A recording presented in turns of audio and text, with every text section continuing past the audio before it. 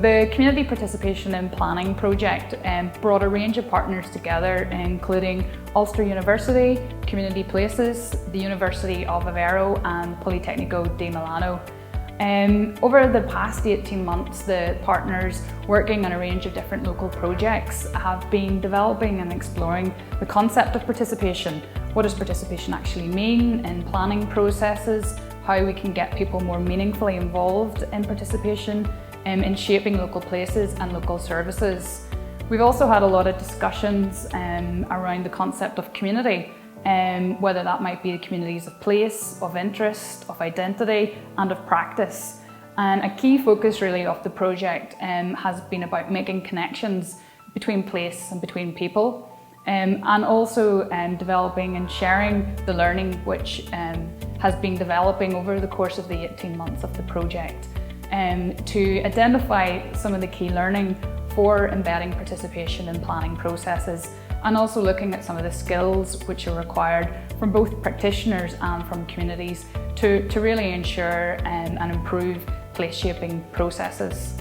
So during this project we tried to use a methodology where we put the different actors to talk to each other and try to organize a shared vision about the problems they have in the city and about the future city, the model of the city, the type of functions and the life they would appreciate to have. And what we did in this specific pilot project in Vivo Bairro, so we tested this method of involving the different stakeholders to produce a participatory involvement in identifying the resources they have, the dreams or the needs, the specific needs, and try to make the actions, small actions, linking the needs with the resources, and that to test it in 1 or 2 days. In this project, I think we had the possibility and the very good opportunity to discover the relevance of different participation cultures in different countries and specifically in different contexts. In addition to this, we for sure learned that taking into consideration this culture is relevant to the way in which you achieve or activate or start the participation process as differently from context to context. These processes can have participation as an aim, an end, or as a driver for processes and decision making by citizens unless some very terrible events happen. So the interplay between participation and the relevance of ecological goals was a really good driver for us to test the role of participation in such important public decision making. We're focusing on 3 different teaching modules spread around 3 semesters. So, of course, they were along the 2 years of the project. The first, all of them were focused on the parks along the Lambro River in Milan, and the 3 semesters were focusing on 3 different parks. The first one was the Grande Parco Forlanini one, and we can say that the community there is already active. There is an association that is really already working on the park.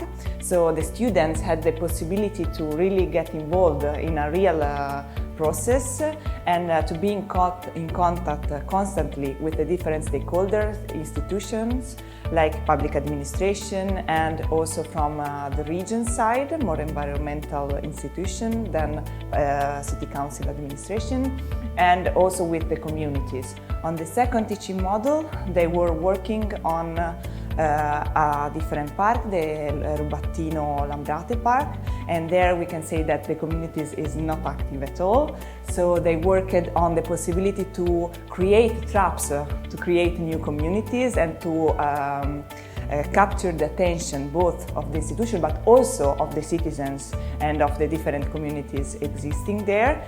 Talking about the third teaching modules that already just started, so they are working only since 2 months. We can say that they are working in an environment where the situation is more settled, is already more institutionalized, and different communities are already active, and also the area is already structured, infrastructurally talking, and so their ability and their attention is more focused on protecting the areas and capturing how they can protect the parks from different attention that are eroding it. In one way, this scaling thing of getting something bigger, it was also a bit of a problem, because then we had a lot more people involved. But at the same time, it was also for us this very important moment in which we tried to bring participation into our objectives. My association, it's an NPO association, so we have the aim to regenerate the town center, and with Viva o Bairro we try to demonstrate to people that this town center is alive and it has a lot of important characteristics that need to be also more not actually improved, but that people must go there and live it. That's the thing. That was what Viva o Bairro was, for people to live the town center. It was also important to understand that all these people were a part in something bigger. It boosted the impact, of course, and these associations also felt that they had something to give, and to something that was also a common objective. One of our modules, which was around collaboration and boundary spanning, we were involved in a collective piece of work looking at developing an engagement strategy for the Connswater Community Greenway. And again, very, very linked themes in terms of what the CPiP project was all about, what the masters and the module was all about, and my own area of work as well. So it was a really sort of synthesising experience, bringing all those themes together. Really strong connections that have helped each aspect of practice and study to grow and develop.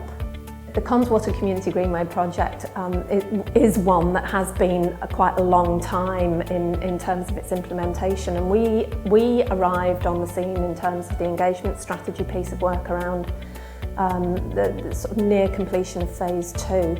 But that the organisers then were very keen to develop an engagement strategy, particularly bringing together 3 different distinct communities.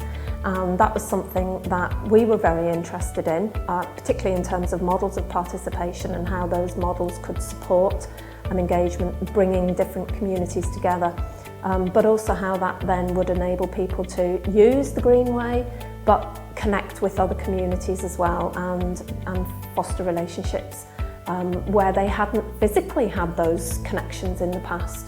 So from a physical infrastructure point of view, the Greenway facilitated that, but then the engagement strategy and the ongoing work around implementing that would be very much about building relationships on a cross-community and inter-community basis.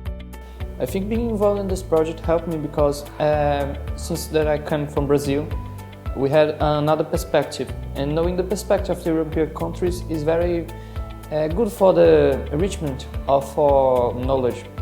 And so knowing other experiences, other contexts will help me to improve how I connect to my own city when I come back. The value for me in being involved in the CPiP project has been a lot of learning I can take now away for my own research and my PhD at the moment, and I'm really looking at that idea of engagement and how as different stakeholders are engaged in planning processes. So I was involved in the study trips to Aveiro and Milan, and I suppose in a way what I found most valuable is that across the three areas, although we're geographically so different and apart, that actually we are dealing with the same issues and grappling with the same problems in terms of, you know, meaningful engagement and what it actually means to be actively participating in planning processes. And I think particularly in Northern Ireland, we're at a time where there's so much change happening, and it's about us learning from the best examples out there. And what we're not that great at the moment is shouting about how good we can do things as well, and a lot of the good work that actually takes place in Northern Ireland and the transferability of that across. Let's say that I'm an architectural student and I also work as an architect. But it's not like when you're used to work as an architect, you usually approach the project just as an architect. When you're getting involved in this kind of projects, you actually understand how also different people with different background can just join in and really give you good feedback about your project and what are you doing. And that's what's happening here actually. Like you have a base and then different people with different background, they'll just join in and give you a different vision.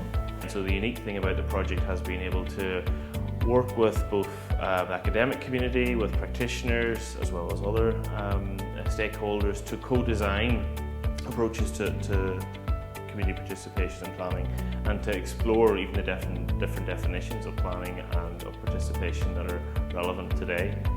It's been fantastic throughout the project to look at the various skills that are necessary for community participation and planning, and as part of the project, one of the outputs has been to develop a skills framework that's been really interesting to work with our partners and our various stakeholders to narrow down and reflect on what kind of skills are necessary for contemporary participation and planning. Some of them would evolve around the notion of place analysis, the idea of effective communication, being able to navigate through the various complex governance arrangements, having dynamic leadership that generates a very positive co-production of knowledge and ideas through that participatory process, to try and measure impact as well, which is extremely important to be able to provide that evidence base that the participation methods have been successful in shaping the outcomes for both service delivery and for places.